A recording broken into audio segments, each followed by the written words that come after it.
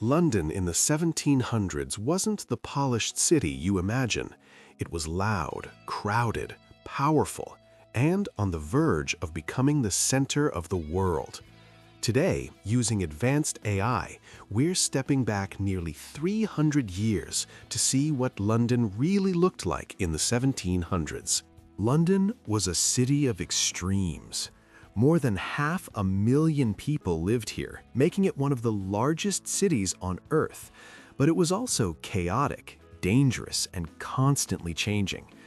This was the age when elegant squares rose in the West End, and after the Great Fire of 1666, the city was rebuilt on a grand scale by architects like Sir Christopher Wren.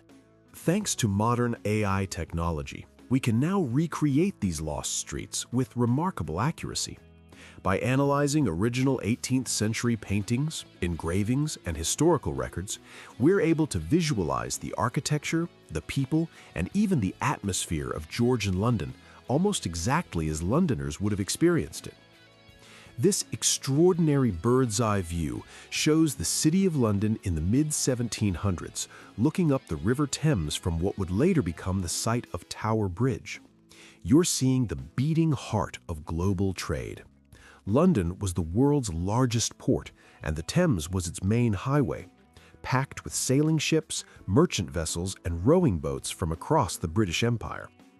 Dominating the skyline is the magnificent St. Paul's Cathedral, completed in 1710 after the Great Fire destroyed the medieval city.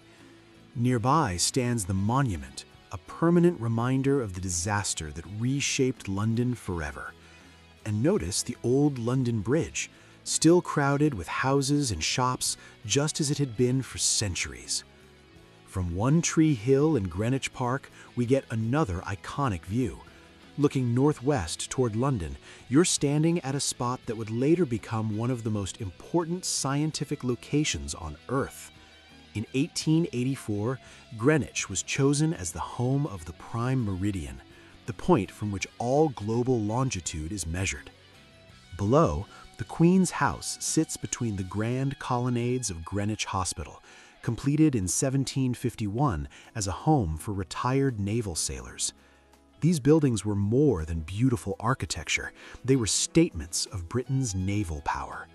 From this elevated viewpoint, visitors could survey the entire approach to the capital, just as artists and writers have done for over 3 centuries.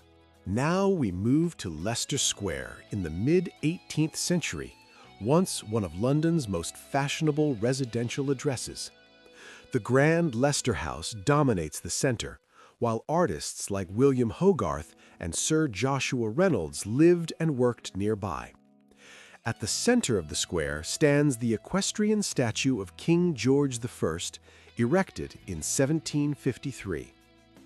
Within just a few decades, this elegant neighborhood would begin to change. Aristocrats moved out, and entertainment slowly took over, shaping Leicester Square into the lively cultural hub we recognize today. On the south bank of the Thames, we look across to the Tower of London, Britain's most formidable fortress. For over 700 years, it controlled access to the city from the river. The White Tower at its center was built by William the Conqueror in 1078, using stone imported from France. By the 1700s, the tower served many roles at once: royal palace, prison, armory, mint, and home of the crown jewels. Prisoners arrived by barge through Traitor's Gate, including famous figures like Anne Boleyn and Sir Thomas More. Above them, merchant ships and royal barges passed by, reminding us that the Thames was London's lifeline. Next, we step into the bustling courtyard of the Royal Exchange, the nerve center of global commerce. Merchants from around the world gathered here twice a day, trading goods, insurance, and ideas. Deals were shouted in multiple languages as quills scratched across contracts. From these galleries, businesses like Lloyd's of London helped turn the city into a financial superpower. Finally, we arrive at Cheapside, the commercial heart of Georgian London. For centuries, fortunes were made here. The sound of Bow bells from St. Mary le Bow defined what it meant to be a true Cockney. This wasn't just a street, it was the Oxford Street and Wall Street of the 1700s combined.